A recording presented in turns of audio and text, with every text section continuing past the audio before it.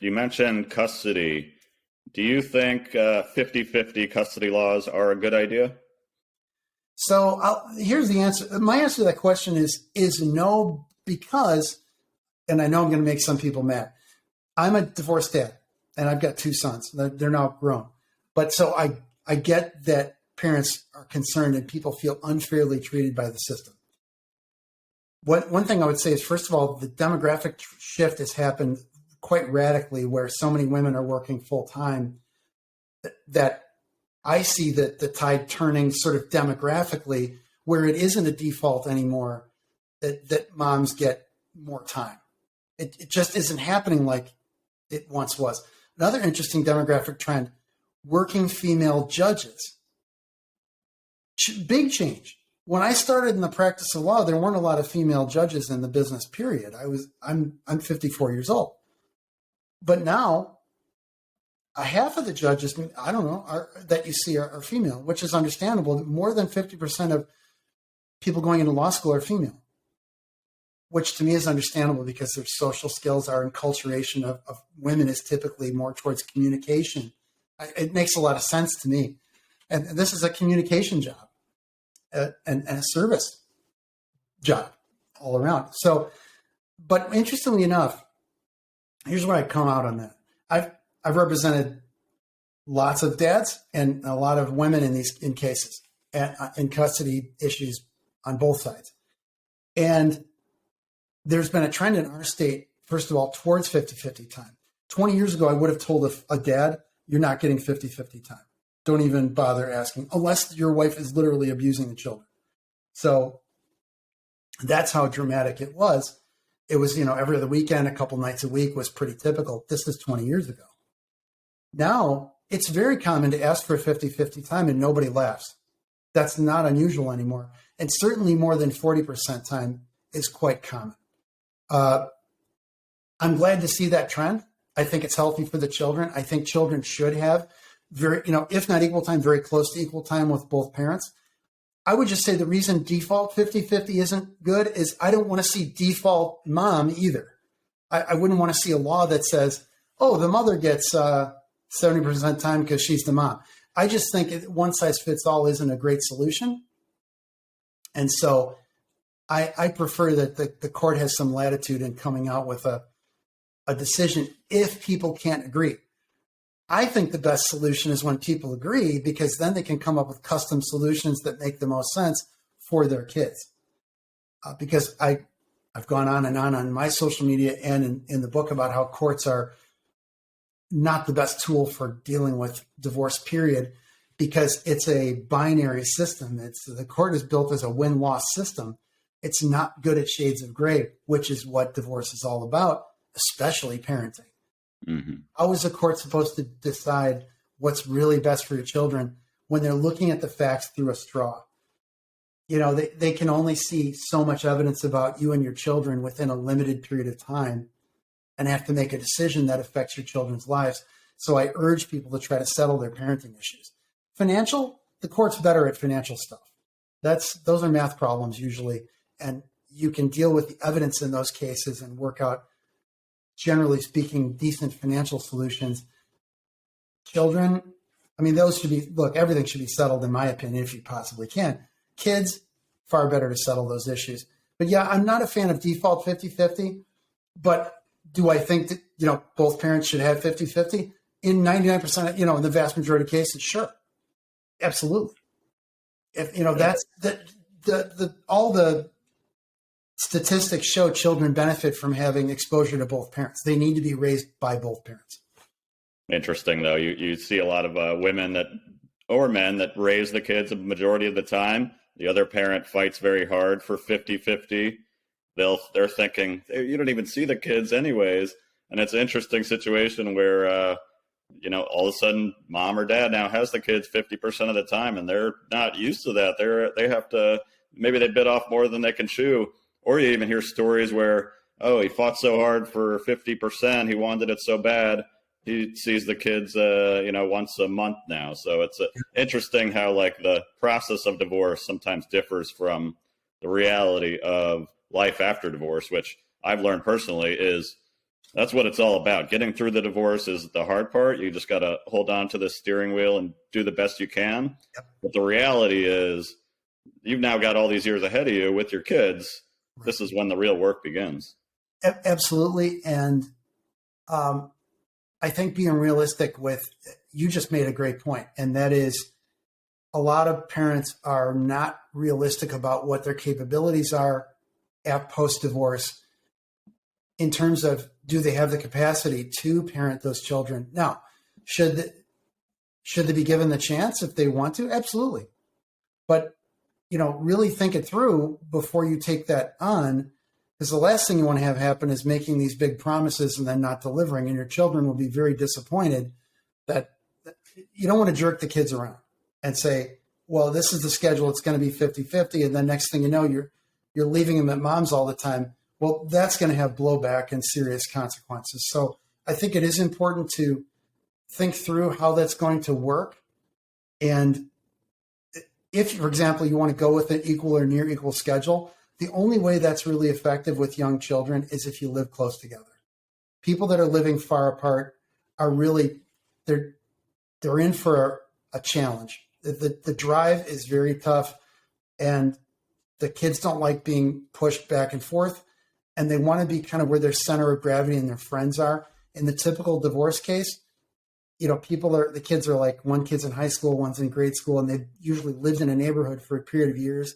They have a friend group, and they don't love being pulled out of that for 3-4 days a week. If you've got 3-4-4-3 schedule, or maybe you have 2-2-3, whatever, any number of these 50-50 schedules, the kids don't love being at the other place. It's not that they don't like the other parent.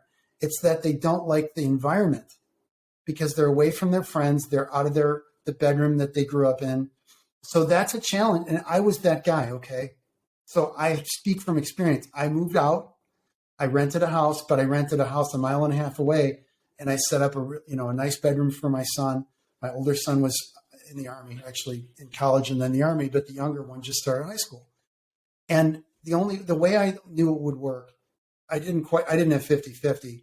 I have to give my ex-wife credit. She didn't fight over that. It was just, let's see what works for our son. Let him kind of figure it out, because he was 14 years old. So he would ride his bike or skateboard over to my place, or I'd pick him up from school a lot. And since I was close, I could be really part of his daily life and pick him up from school, take him to his MMA gym, get dinner with him. And a lot of times he wanted to go to sleep at his house with his mom. Well, that's the house he grew up in with his dogs. Was I going to make him sleep at my house so that I'd feel better about myself? It wasn't the right thing. And jerking him around for that didn't make sense. So I'd take him home at 9:00 at night. He'd stay at his mom's.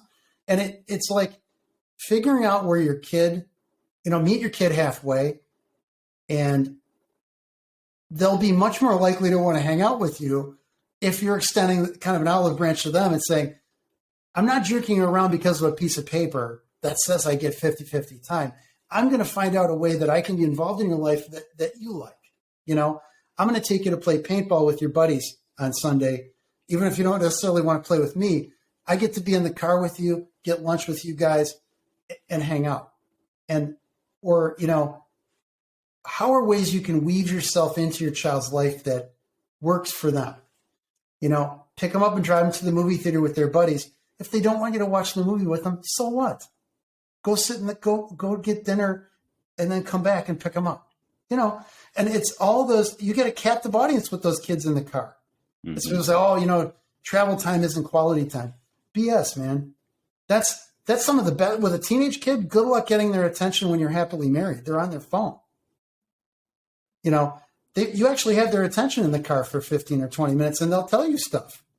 And so I treasured all those times, and I have a great relationship with my kids. My son lives with me now. He's in college, and both boys are finishing college after my older one came back from the Army. And it's a lot of it I credit to my ex-wife being cool about all this stuff and facilitating the relationship or never getting in the way, and me meeting them halfway. Mm-hmm. Wherever they want to meet, I'll be there. If they ask you they want to get dinner, you get dinner with them.